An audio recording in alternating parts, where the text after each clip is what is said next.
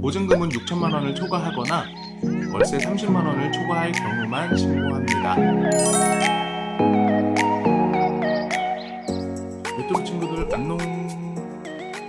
주택이나 다세대 주택, 다가구 주택, 아파트를 소유하고 계신 분들이 가장 관심 가질 만한 임대차 3법 많이 궁금하실 텐데요.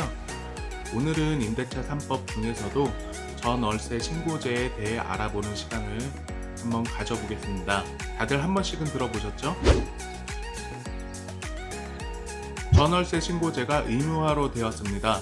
우리나라 전국 최초 시행이며 2021년 6월 1일부터 시행합니다. 간략히 요약하면 이것인데요.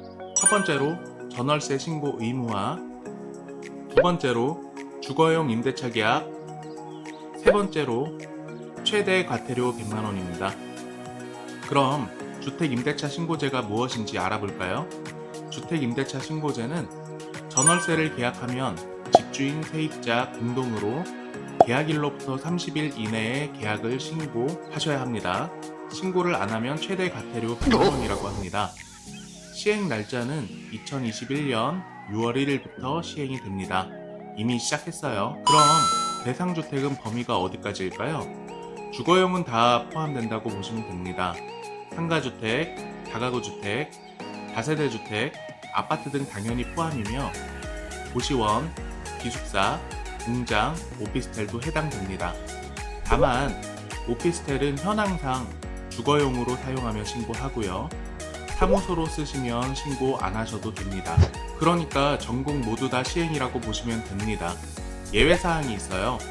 각 도의 시까지는 신고 대상이며 시가 없는 구는 해당 사항 안 됩니다. 행성군, 평창군, 영월군처럼 시가 없는 지역을 말합니다. 여기까지 했는데 구독, 좋아요 눌러주실 거죠? 저도 구독자 1000명 찍어보고 싶습니다. 도와주세요.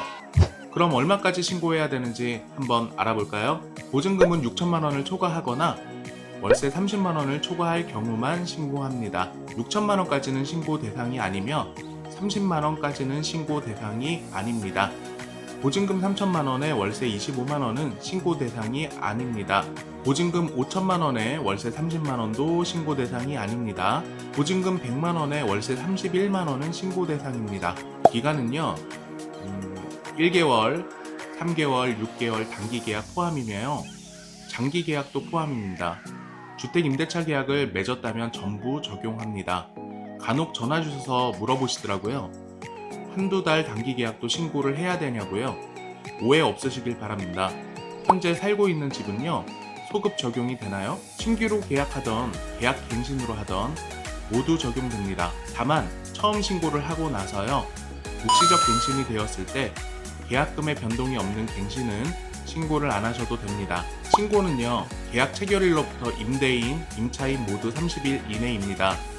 관할 읍면동 주민센터에서 하셔도 되며 부동산 거래관리 시스템에서 하셔도 됩니다. 다만 부동산 거래관리 시스템에서 신고는 부동산에서 하는 건데 현실적으로 잘 안 하지 않을까 싶습니다. 위임장도 첨부해야 되고요. 원칙은 임차인, 임대인 공동신고입니다. 그러나 간인이 되어 있다면 둘 중 한 명만 신고해도 됩니다. 둘 다 신고를 안 하면 각각 과태료이며 계약서에 공동 날인했다면 한쪽이 신고해도 공동신고로 간주합니다. 그러나 계약서에 공동 날인이 없다면 한쪽이 신고하면 신고 안 한 쪽은 과태료입니다. 혹은 위임받은 사람이 해도 됩니다. 거짓 신고는요, 최대 과태료 100만 원이며 미신고, 지연신고 시에는 최소 4만 원에서 100만 원까지 차등 부과를 합니다. 그러나 2021년 6월 1일부터 1년간은 계도기간입니다. 미신고, 거짓 신고는 계도기간 내 과태료는 없습니다. 정부는요, 임대차 보증금을 보호하고 온라인 임대차 신고제를 도입하여 투명한 임대차 시장을 조성한다고 하는데요.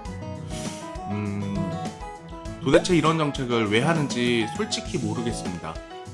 글쎄요, 신고제로 인하여 임대소득이 투명해질 것이고 정부에서 임대소득을 정확히 파악할 수 있는 기틀이 마련되어서 지금 당장이 아니더라도 차후 임대소득 과세가 가능해지기 때문이라고 생각합니다. 현행법상 연 2천만 원 이상 임대소득은 종합소득세 과세 대상이고 2천만 원 이하인 경우 분리과세 대상입니다. 종합과세는 내가 버는 근로소득과 임대로 벌어들이는 임대소득, 기타소득이라고 하죠. 등 모든 소득을 합하는 것을 말하고요. 분리과세는 내가 버는 근로소득별로 과세, 임대소득별로 과세하여 종합소득세에 신고하는 것을 뜻합니다. 당연히 분리과세가 과세 표준이 적어지기 때문에 과세 금액이 현저히 줄어들거든요. 하지만 여태 임대차 시장에 대한 정확한 데이터가 없어 임대소득을 줄이거나 누락시키는 일이 상당했고요. 임차인의 사정이 생겨서 전입신고 안 하는 경우도 많았거든요. 이번 시행으로 정확한 임대 수익을 파악하여 과세가 가능하리라 믿습니다. 물론 시청 공무원들과 세무서 공무원들이 협업해서 일하는 경우는 많지 않았지만요. 과세가 되면 세입자가 좋을까요? 집주인이 좋을까요? 둘 다 나쁘지 않을까요? 집주인에게 과세가 된다고 하면 집주인이 다 책임질까요? 월세의 일부를 세입자에게 전가하여 월세가 상승하고 피해는 고스란히 세입자에게 오지는 않을까요? 이상 다음TV 김동환이었습니다.